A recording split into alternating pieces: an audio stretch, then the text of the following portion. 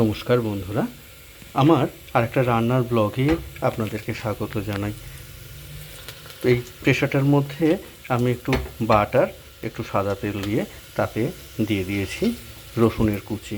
রসুনগুলো ভাজা হচ্ছে, রসুনগুলো ভাজা হলে ভীষণই ভালো একটা গন্ধ বেরোয়। হ্যাঁ, এরপর দিয়ে দেবো এতে জুলিয়ান করে কেটে রাখা আদা। তারপর দেব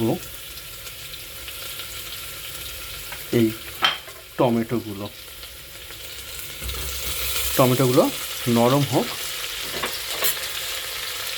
তার জন্য এই সময় একটুখানি নুন দিয়ে দিচ্ছি। সামান্য নুন দিয়ে দিলে টমেটোটা তাড়াতাড়ি নরম হয়ে যাবে। এই যে দিয়ে দিলাম কিছুটা নুন। এটাও একটা চিকেন স্যুপ বানাবো, কিন্তু কোনো ভেজিটেবল দিয়ে নয়, শুধু চিকেন আর টমেটো আর অনিয়ন থাকবে। অর্থাৎ এখানে না টমেটোর একটা ট্যাঙ্গি স্বাদ এর মধ্যে আসবে। দেখুন টমেটোটা কিন্তু গলে গেছে। আমি কতগুলো গোটা গোলমরিচ দিয়ে দিচ্ছি এর মধ্যে, আর এই সময় দিয়ে দেবো পেঁয়াজগুলো দেখুন এরকম ডুমো করে কাটা রয়েছে। এর সাথে এবার চিকেনটা অ্যাড করে চিকেনটাকে একটু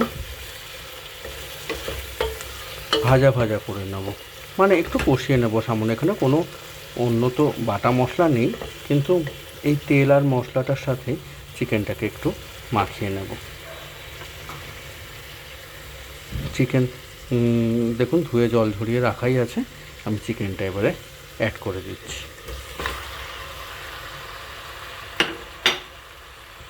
দিয়ে এবার চিকেনটাকে এখানে একটু কষিয়ে নেব। এই চিকেন স্যুপটা বানানোর জন্য আমি কিন্তু কোনো হলুদ ব্যবহার করছি না, তার বদলে এটা যেহেতু একটু লাল দেখতে হবে, হ্যাঁ, কিন্তু খুব বেশি ঝাল হলে সবাই খেতে পারবে না, তাই আমি এখানে দিচ্ছি কালার লঙ্কাটা, অর্থাৎ কাশ্মীরি লঙ্কার গুঁড়ো, আর 3টে গোটা কাঁচা লঙ্কা দিয়ে রাখছি ঝাল অনুযায়ী। যে যার পছন্দ মতন ওই লঙ্কাটাকে মানে দিয়ে ঝালটা করে নিতে পারবে স্যুপে। মানে লঙ্কাটাকে চটকে নিলে যার তার পছন্দ অনুযায়ী ঝাল খেতে পারবে। তোমাদের সবাই বেশি ঝাল হয়ে গেলে আবার স্যুপটা খাওয়াও যায় না।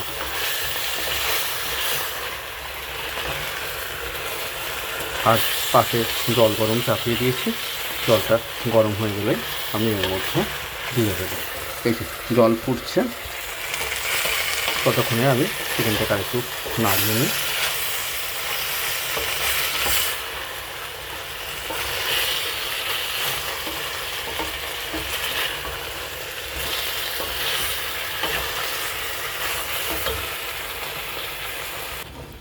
আচ্ছা, এর মধ্যে আমি এই দেখুন এই রেড চিলি সসটা ওই 4 চামচের 1 চামচ দিয়ে দিয়েছি, দিয়ে কষিয়ে নিয়েছি। আর জল ফুটে গেছে, আমি এবার গরম জলটা এর মধ্যে ঢেলে দেবো। যেহেতু স্যুপ হিসেবেই খাওয়া হবে, তাই আমি এখানে একেবারে 200 ml জল, গরম জল অ্যাড করে দিলাম।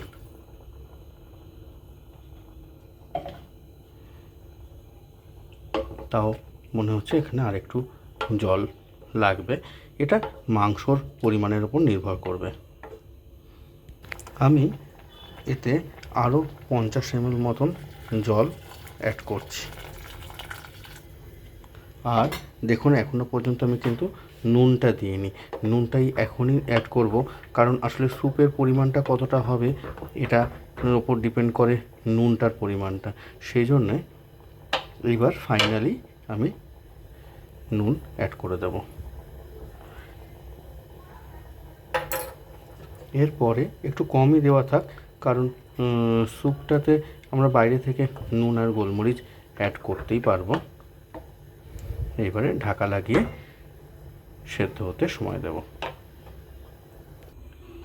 2টো হুইসেল দিয়ে তারপর আমি গ্যাসটা বন্ধ করে রেখে দিয়েছিলাম। এখন সার্ভিং বলে তুলে নিয়েছি। দেখুন রেড চিকেন স্যুপ রেডি। রঙটা তো খুব সুন্দর হয়েছে, আর এরকম সুন্দর কালারফুল হয়ে গেলে এরকম হেলদি খাবারগুলোও কিন্তু বাচ্চারাও বেশ সুন্দরভাবে খেয়ে নেয়, এবং শুধু বাচ্চা নয়, বড়রাও রঙটা ভালো হলে, দেখতে ভালো হলে খাবারটা খেতেও খুব পছন্দ করে। আর যদি খাবার দেখে পছন্দ হয় তাহলে কি হয়, আমাদের এনজাইম সিক্রেশনও ভীষণ ভালো হয়, তখন খাবার হজম হতে আর অসুবিধা হয় না। যাকগে, আর কোনো জ্ঞানের কথা নয়, তাহলে ব্লগটাকে এখানেই শেষ করছি। আপনারা আশা করি যদি ভালো লাগে তাহলে নিজেরাও করে খাবেন এবং আমাকে জানাবেন কেমন হয়েছিল। Tata, bye bye.